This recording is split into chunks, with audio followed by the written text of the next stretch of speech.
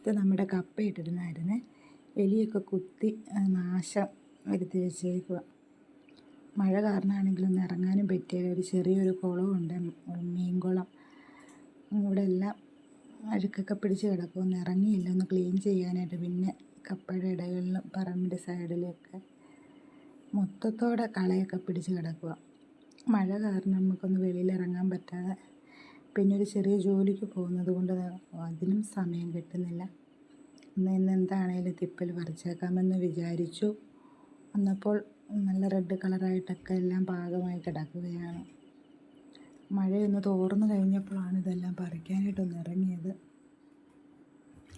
ഉള്ളതൊക്കെ റെഡ് കളറും ഉള്ളതൊക്കെ നല്ലത് നോക്കിയൊക്കെ പറിച്ചെടുത്ത്. പിന്നെ ഇവിടെയൊക്കെ കപ്പയൊക്കെ ഉണ്ടായിരുന്നു. മഴയൊക്കെ കാരണം അതൊക്കെ പോയി. ഇനി വേനലൊക്കെ ആയി വരുമ്പോൾ വേണം എല്ലാം ഒന്ന് ശരിയാക്കി എടുക്കാൻ. പിന്നെ നമുക്ക് കിട്ടിയ തിപ്പലിയാണിത്.